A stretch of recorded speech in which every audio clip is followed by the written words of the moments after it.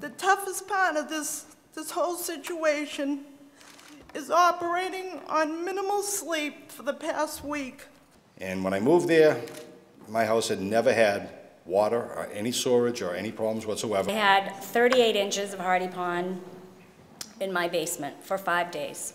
One after another, Waltham residents vented before a panel of elected officials and emergency management reps about water damage to their homes and possibly even more damage still to come. Alyssa Willoughby and her husband, who live on Oakley Road near DeVincent Circle, are on the brink of leaving the city.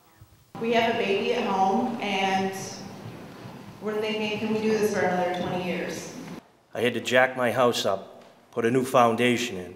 Steve Fournier wasn't helped by Waltham Fire because he didn't have 7 inches of water in his basement, but in his backyard he had 6 feet, a recurring problem with seemingly no solution. I got just about 4 feet out, and we were nice enough to have this rain again.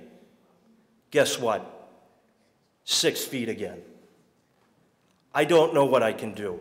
In the aftermath of the storm, FEMA sent teams around New England to assess damage. Their findings will be submitted to Governor Deval Patrick, who in turn will present the information to President Obama. If the president makes a federal disaster declaration for Middlesex County, residents in Waltham will qualify for assistance.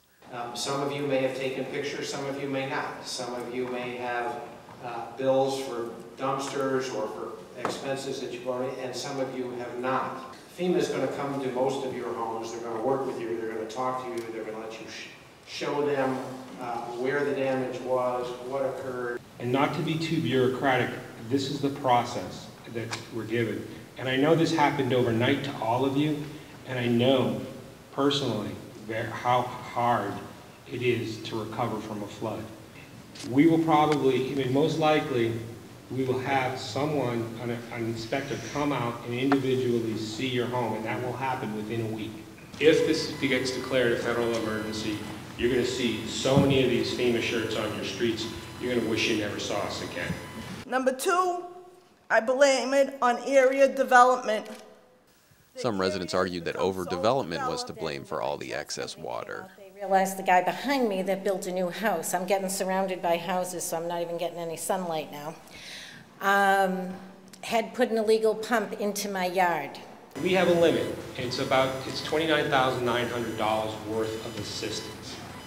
The idea is our assistance is to get a roof over your head and the stuff you need to get into the road to recovery, needed items. Beaver Street resident Jim Delorfano had raw sewage flow into his basement for 5 days and required costly workers in hazmat suits to disinfect it. Afterwards, he was still skeptical. I think anything would help, but I don't think $29,900 is going to cover what we had for damages. I mean, just the cleaning crew we had in there is going to be very, extensive as far as cost. I know we lost almost $20,000 just in furniture, and I don't know what's going on. I'm confused. For Waltham Newswatch, this is Chris Wangler.